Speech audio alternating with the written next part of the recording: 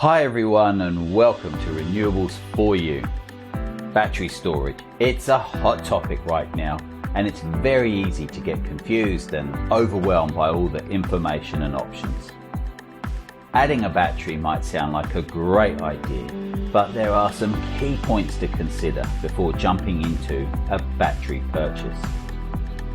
This video is intended to help provide some basic understanding of how batteries are integrated with solar. So let's get to it. If you've seen our Solar 101 video, then you may remember this image. If you haven't seen it, then it could be worth taking a quick look. In summary, here is our solar only energy flow. We have DC solar energy off the roof into the inverter and out with AC energy. That power is either used in the house or exported out to the grid. Now we have two main options for connecting a battery to work with solar. Our first is to use a hybrid inverter. The hybrid essentially has two parts. Part A controls the solar power and Part B the battery management. This battery charges on the DC side of the inverter, which means the total DC power available from the panels can be split between the inverter and charging the battery at the same time.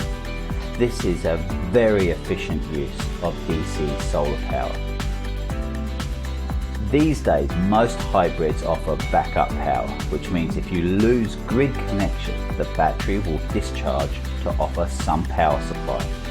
Generally, it's to dedicated circuits like lights, the kitchen, perhaps the home office. There is also often a feature called black start or grid forming. This means if there's an extended power outage, the inverter can start to run when the sun comes up and keep the power supply to the backup circuits and charge the battery at the same time. Potentially, this system could run in an off-grid backup mode for extended periods of time. Great if there's ever a zombie apocalypse. Our other option is to go with an AC coupled or retrofit battery. This is essentially a battery with its own battery inverter controller. This battery sits on the AC side of the solar inverter, which means it charges only with leftover AC power.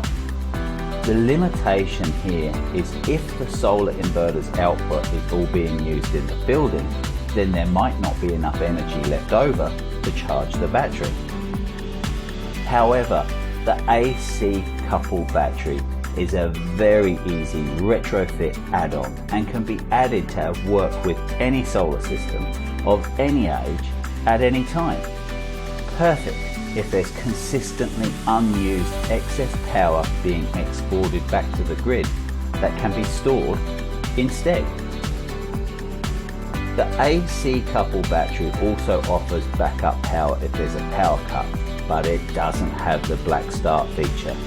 Once the battery is depleted, then it needs the power supply back on to run the inverter and charge the battery. Also, as the battery is separate to the solar inverter, if there's ever a solar inverter failure, it doesn't impact on the battery. You don't lose the whole system. Our general advice here is to go with a hybrid if you want to add batteries from day one with a new solar system. However, if you're going to wait more than a couple of years and just want to install solar now, then consider going with a standard inverter. The battery space is moving very quickly and some manufacturers are already updating and discontinuing battery modules. This can potentially create issues with older hybrids working with the newer battery module units. The AC coupled option means you have the flexibility to add batteries anytime in the future without worrying about compatibility or model changes.